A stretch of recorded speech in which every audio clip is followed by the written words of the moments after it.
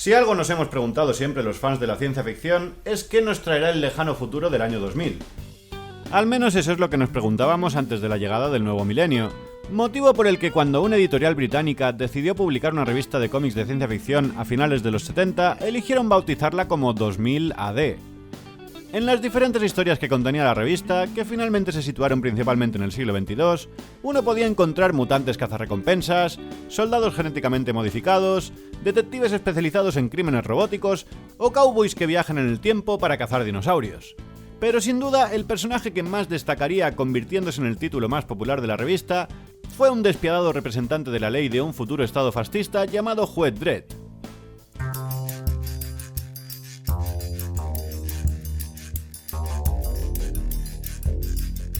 Megacity 1 y medio. Una ciudad grandecita entre Megacity 1 y Megacity 2. La Megacity de paso.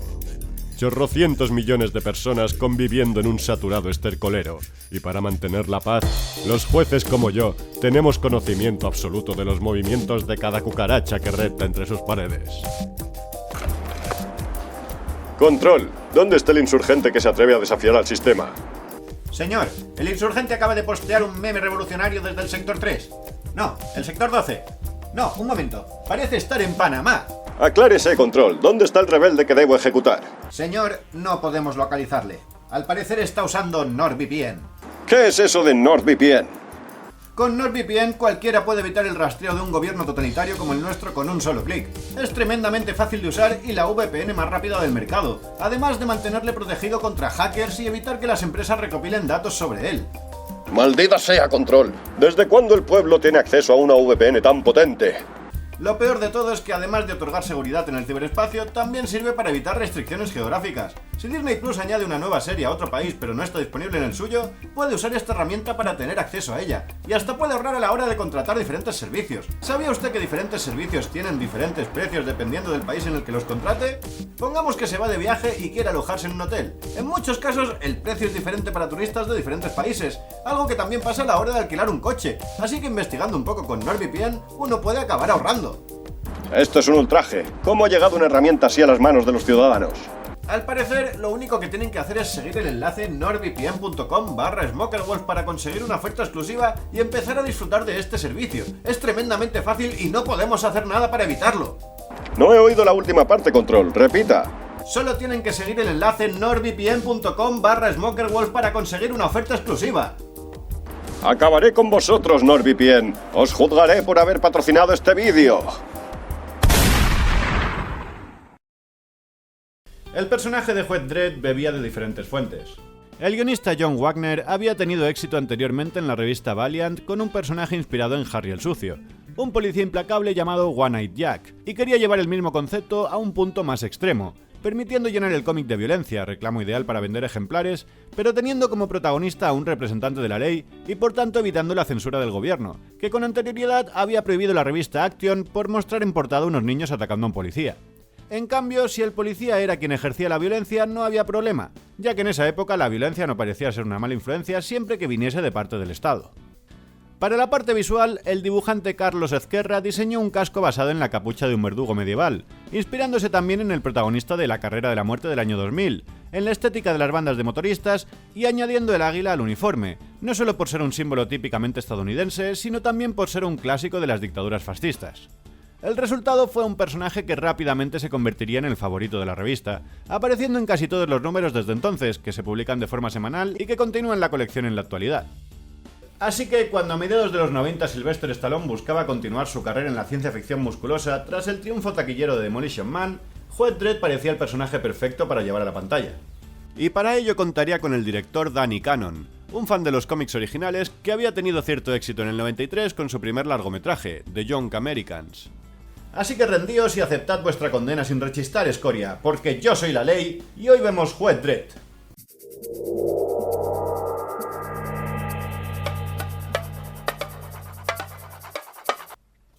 Estamos en el tercer milenio, donde la población vive hacinada en megaciudades en las que los jueces imparten su dura ley ejerciendo de juez, jurado y verdugo. Triple amenaza como una mocatriz. El más duro de todos ellos es el Juez Dredd. Él es la ley. Pero no es a él a quien seguimos inicialmente, sino a un hacker de poca monta recién salido de prisión llamado Fergie, porque no hay nada más importante en una película de ciencia ficción y acción que el secundario cómico. Fergie va al barrio al que le han asignado, donde le reciben con un cóctel molotov. Resulta que 2 bloques de edificios están en guerra, así que los jueces no tardan en llegar para imponer la ley. Dredd se confunde de piso y tiene que bajar malgastando balas. Los ciudadanos se cargan a un juez novato, así que Dredd se pone serio. Las condenas por según qué delitos parecen un poco desproporcionadas. Pero da igual, porque Dredd se acaba cargando a todo Dios, así se ahorra el papeleo.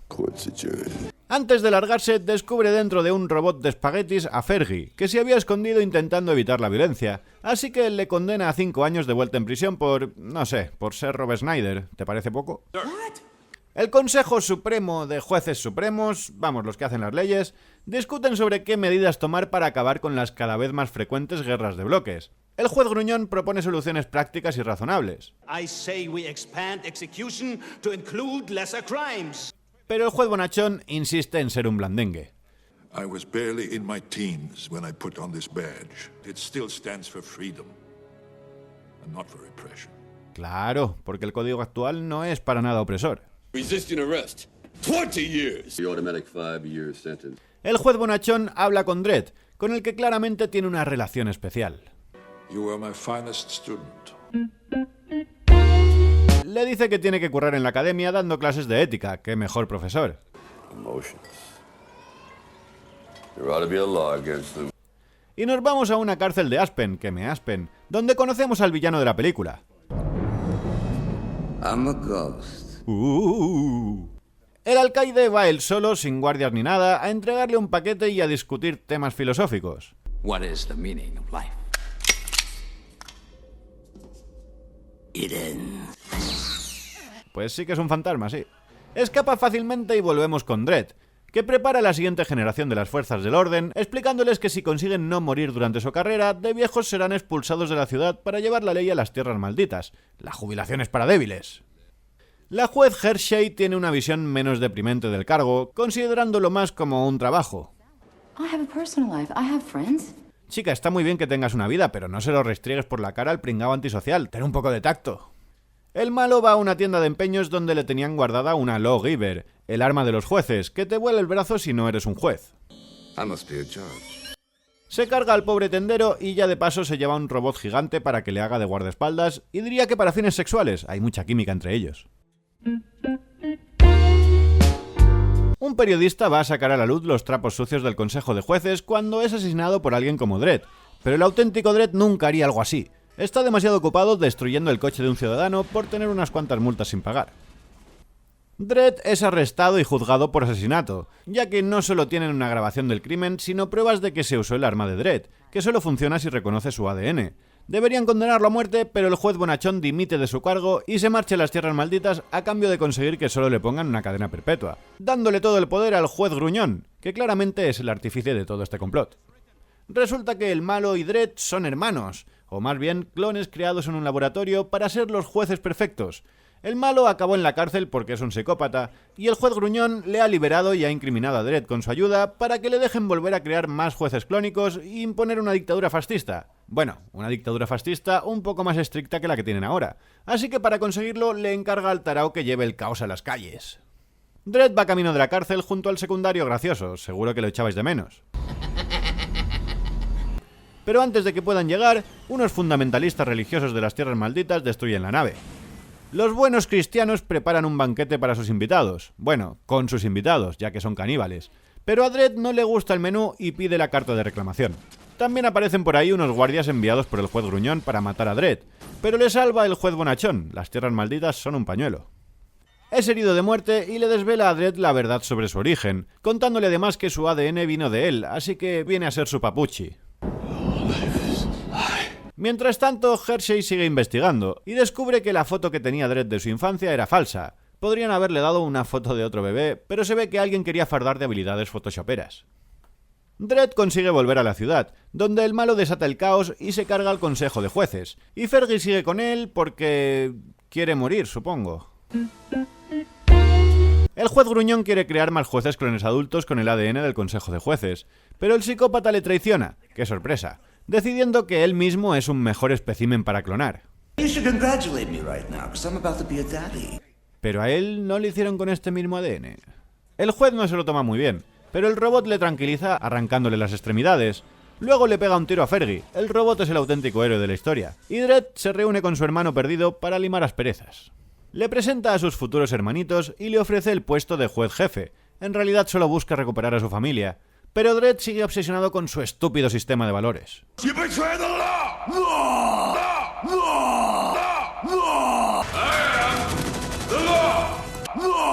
Fergie por fin hace algo útil y hackea al robot, dando lugar a la batalla final, para la que el villano despierta unos clones a medio hacer, aunque no llegan a hacer nada, les falta un hervor.